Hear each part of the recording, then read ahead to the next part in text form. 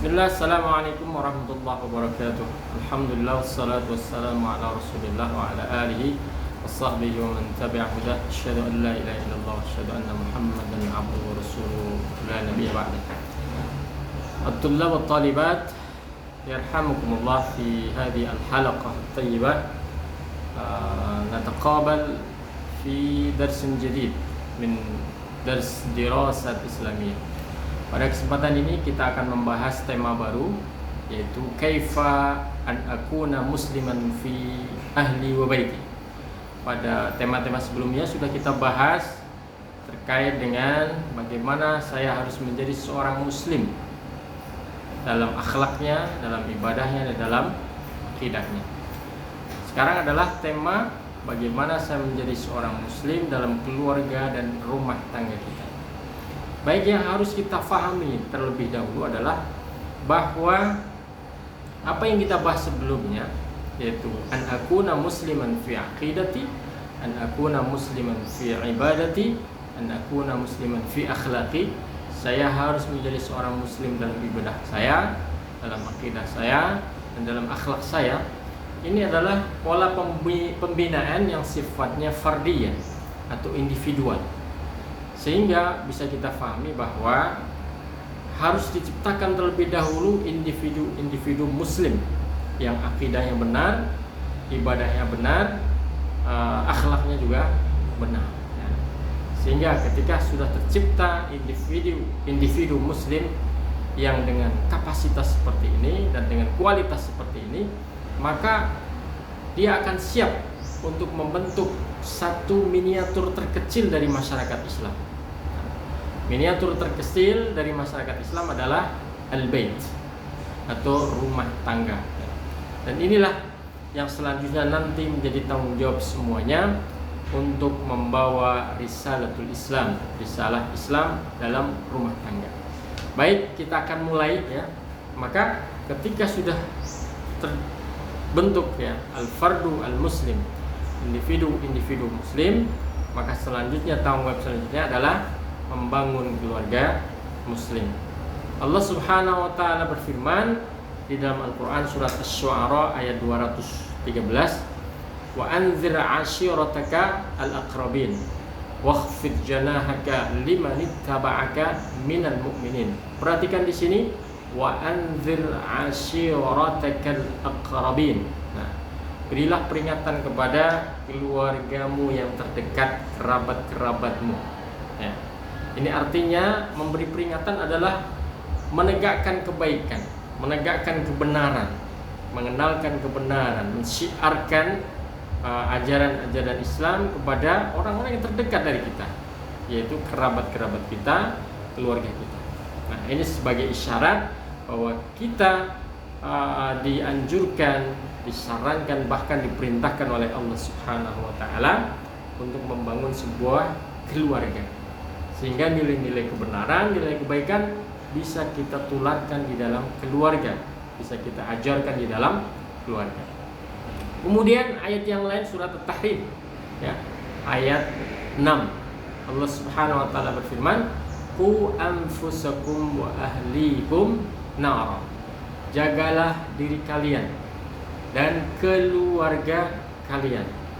Apa yang harus dijaga? Dari api neraka.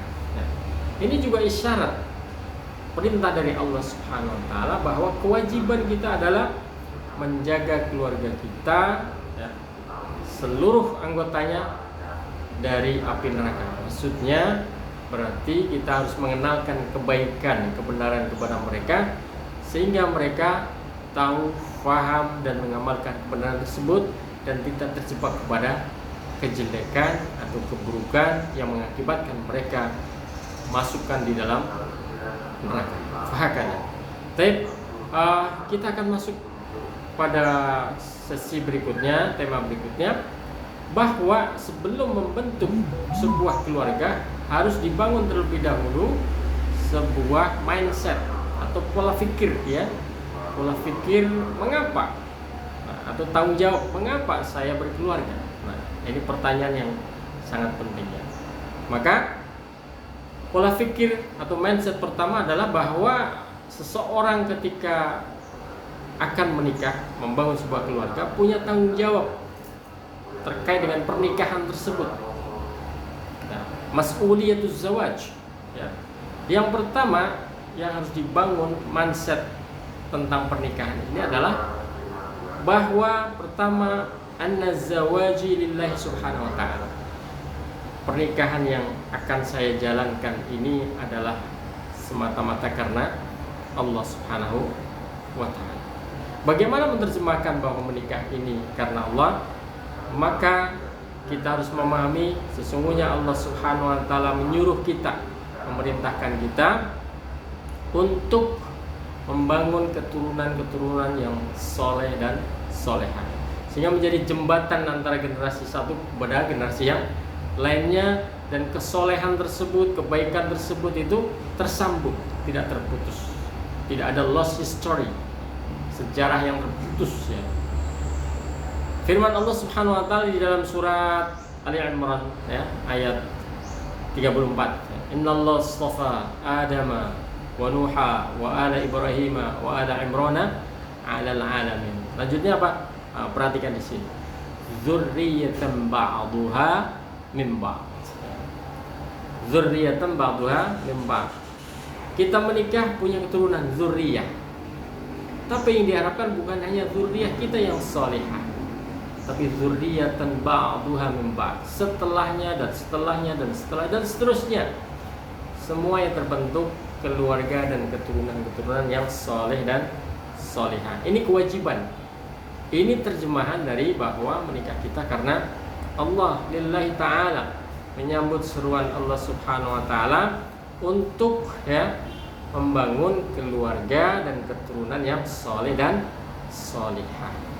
Poin pertama, ya. Ini poin pertama. Oke. Poin yang kedua adalah bahwa setiap orang yang menikah, membangun keluarga ini harus tahu tujuan utamanya. Ya. Tujuan utamanya apa? Bukan hanya sekedar bertemu antara laki-laki dan perempuan, ya, jenis yang berbeda, tidak. Atau untuk menumpahkan cinta, rasa cinta, tidak. Tapi tujuan utamanya adalah untuk al-afaf, ya, al-afaf, untuk menjaga kehormatan. Ya, apa? Menjaga kehormatan. Rasulullah sallallahu alaihi wasallam menerangkan di dalam hadisnya, salasatun haqqun 'ala Allahi 'aunuhum. Ada 3 golongan yang pasti akan ditolong oleh Allah subhanahu wa ta'ala. Siapa itu?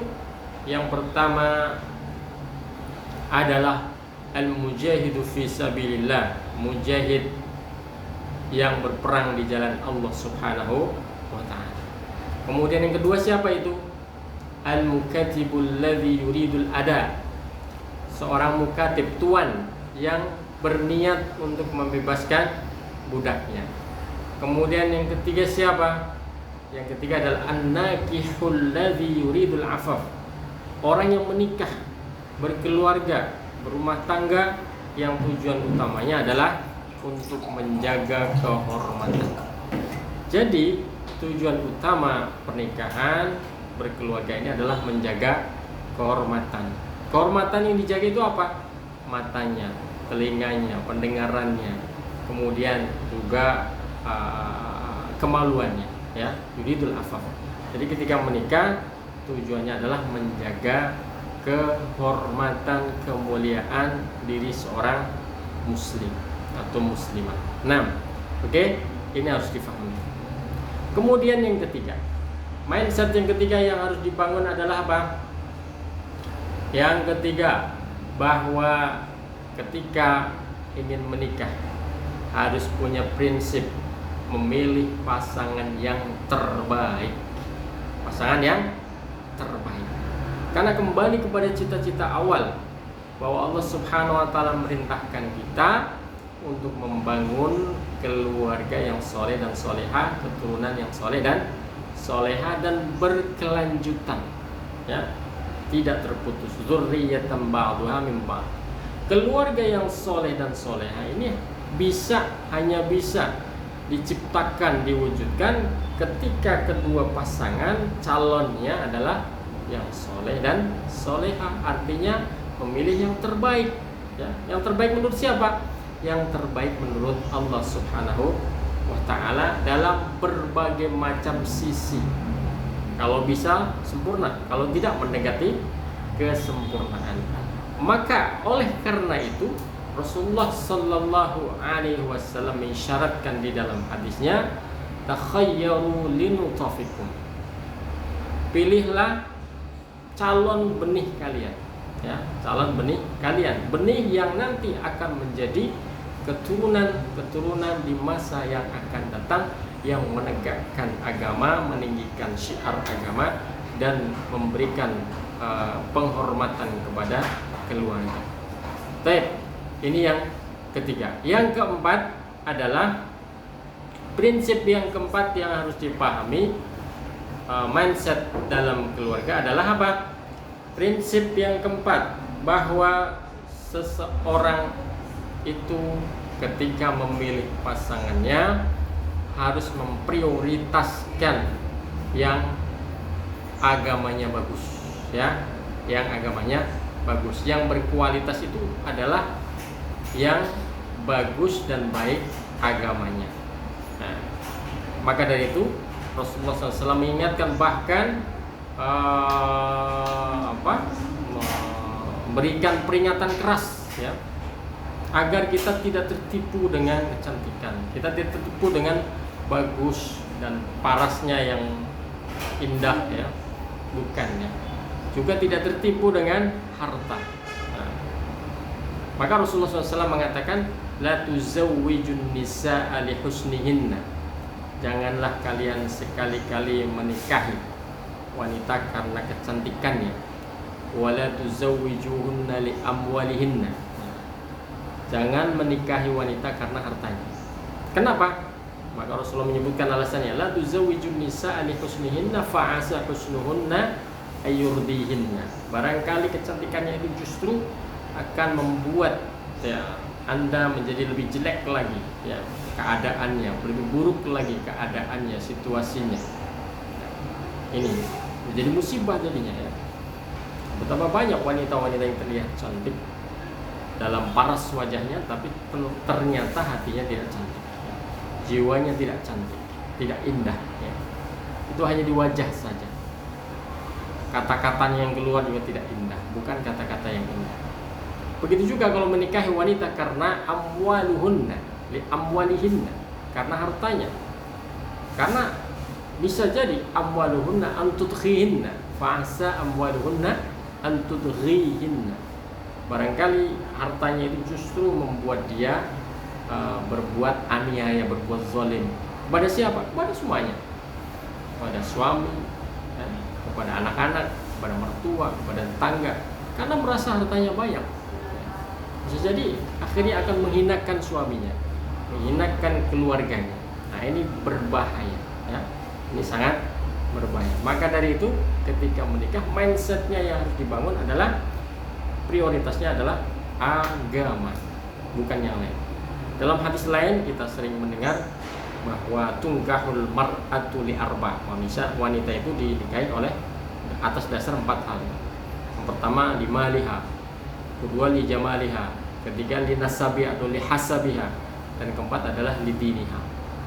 Rasulullah menyebutkan 4 ini dan menyebutkan lebih awal hartanya, kemudian kecantikannya, kemudian keturunannya. Kenapa? Karena rata-rata manusia secara umum mayoritas adalah begitu melihat parasnya yang cantik, yang ganteng, yang menarik, pasti dia akan terpesona dengan penampilannya. Apalagi dengan hartanya, ya. Apalagi kalau diceritakan tentang keturunannya, pasti semuanya akan terpesona dengan 3 hal ini. Nah, adapun agamanya, wah, mungkin seringkali tidak dihiraukan, ya. Maka diletakkan pada yang terakhir, di diniha. Akan tetapi selanjutnya Rasulullah SAW memberikan catatan yang sangat penting. Catatannya apa? Falfar bidzatid taribat yadak. Maka prioritaskanlah, ya, agama, niscaya engkau akan beruntung, ya. Ini berarti apa? Kalau tadi disebutkan urutannya dari harta, kecantikan, kemudian keturunan, maka ketika ada catatan Rasulullah dibalik lagi. Nah, dibaliknya bagaimana? Harta menjadi agamanya menjadi prioritas, ya. Nomor 1. Sisanya terserah, ya. Yang penting agama prioritas dan prosentasenya, kualitasnya jauh lebih besar, lebih banyak dibandingkan prosentase poin-poin yang lain tadi. Ya. Hartanya bagus, ya. Agamanya bagus, ya. Hartanya bagus, kecantikannya juga, keturunan juga, ya. Tidak masalah. Tapi jangan sampai hartanya banyak, ya, parasnya bagus, keturunannya bagus, tapi agamanya jelek, wah ini jadi bubar semuanya. Kenapa agama diletakkan di atas dan prioritas? Karena dengan agama akan bisa mengatur semuanya, mengendalikan semuanya. Dengan agama bisa mengatur harta dengan baik, bisa mengendalikan emosi, ya, bisa mengendalikan kecantikannya, mengatur kecantikannya, ada aturan-aturannya, kapan harus berpenampilan cantiknya sehingga tidak menjadikan fitnah pada yang lainnya. Juga dengan harta, keturunannya disejajarkan dengan yang lain, tidak meninggi kemudian merendahkan yang lain, tidak, ya. Bahkan agama yang akan menjadi penyelamat dunia dan akhirat, bukan harta, bukan pula keturunan, bukan pula kecantikan. Gak ada peran kecantikan untuk menyelamatkan dunia dan akhirat, tidak ada. Tidak ada juga peran harta kalau dibangga-banggakan, apalagi disombongkan, ya. Bahkan. Maka dari itu poin ini harus difahami, ya. Jadi mindset ini harus difahami ya seorang sebelum menikah. Yang terakhir adalah mindset apa yang harus difahami? Yang terakhir, bahwa seseorang ketika menikah, ya, harapannya adalah bisa menghindari dari hal-hal yang dibenci oleh Allah Subhanahu wa ta'ala, ya. Jadi tujuan utama yang menikah karena ingin yaghuddul basar, menjaga pandangannya, yuhsinul farj, memelihara kemaluan, menjaga kemaluannya. Atau yang selanjutnya adalah wayasilur rahim, menyambung silaturahim. Nah, itu saja, ya. Sehingga dengan demikian bisa dihindarkan petaka atau bencana-bencana yang lainnya. Nah, sesungguhnya hal tersebut berawal dari melanggar peraturan Allah Subhanahu wa ta'ala. Baik, ini poin pertama, ya. Tanggung jawab menikah sebelum menikah, bahkan membangun mindset ini. Yang selanjutnya, tanggung jawab ketika sudah menikah. Apa saja itu? Ya, yang pertama adalah husnu al-mu'asyarah az-zawjiyah, ya. Memperlakukan dengan baik pasangannya masing-masing. Suami dan istri berperilaku baik, berakhlak baik. Suami baik dengan istri, istri dengan suami, begitu juga dengan anak-anaknya, anak-anak juga berperilaku baik dengan orang tuanya. Tapi yang jadi catatan bahwa harus, ya, semuanya ini akan berjalan ketika anak-anaknya meniru akhlak yang baik, ketika orang tuanya berperilaku baik, berakhlak baik, ya. Maksudnya apa? Kalau seorang ayah menghormati istri, ya, dan istri menghormati suami, ya, maka insya Allah anak juga akan mencontoh bagaimana seorang suami menghormati istrinya, bagaimana istri menghormati suaminya. Bahkan ketimpangan yang terjadi, anak-anak mengapa tidak ataupun susah berterima kasih kepada orang tuanya, karena memang tidak ada contoh di dalam keluarga. Nah, tidak ada contoh. Suami jarang berterima kasih kepada istri, istri jarang, bahkan mungkin tidak pernah berterima kasih kepada suami. Akhirnya anak-anak melihat contoh tersebut, ya sudah, biasa saja. Kalau diberi oleh orang tuanya sesuatu, maka dia tidak berterima kasih. Oleh karena itu Rasulullah SAW, ya, menegaskan dalam hadisnya, khairukum li ahlihi wa ana khairukum li ahli. Sebaik-baik kalian adalah yang terbaik berinteraksi dengan keluarganya, dan saya, kata Rasulullah, adalah yang paling baik berinteraksi kepada keluarganya. Faham? Jadi ini sudah sunnatullah. Kemudian yang kedua, ketika menikah, interaksi yang dibangun bukanlah interaksi secara fisik saja, bertemu, dijadwalkan ketemu di mana, di tempat kuliner ini dan lain sebagainya. Itu ketemu fisik ya, atau bertemu di rumah senantiasa bercanda, bergurau, itu penting. Tapi ada hal yang lain yang harus dipenuhi. Karena kebutuhan manusia tidaklah hanya sekedar kebutuhan fisik, tapi ada kebutuhan fikriyan wa ruhiyan, ya. Akliyan wa ruhiyan, kebutuhan fikri. Maka alangkah lebih baik dan indahnya jika antara suami istri menyediakan waktu saat untuk berdiskusi tentang suatu masalah, tentang suatu ilmu pengetahuan, sehingga sama-sama berkembang, ya. Berkembang, dinamis, ya, dinamis. Kemudian juga rohian juga begitu, rohnya juga harus diisi, dihidupkan, membaca Al-Quran bersama, ya, tilawah bersama, tadabbur bersama, membaca hadis bersama, sholat berjamaah bersama, sholat tahajud bersama, dan lain sebagainya, banyak sekali. Jadi bukan hanya sekedar interaksi jasadiyah secara fisik, tapi fikriyan wa ruhiyan. Kemudian yang selanjutnya adalah hubungan yang dibangun di dalam keluarga adalah hubungan yang semuanya didasarkan atas dasar syariat, aturan Allah Subhanahu wa ta'ala, dan selalu berusaha semaksimal mungkin untuk menghindari, ya, suatu keputusan, ya, atas dasar hawa nafsu tanpa ilmu. Faham? Jadi harus dipertanyakan terlebih dahulu apakah ini disukai, dianjurkan, diperintahkan oleh Allah dan Rasulnya atau tidak. Faham? Bukannya sekedar suka saja, tapi atas dasar syariat Allah Subhanahu wa ta'ala.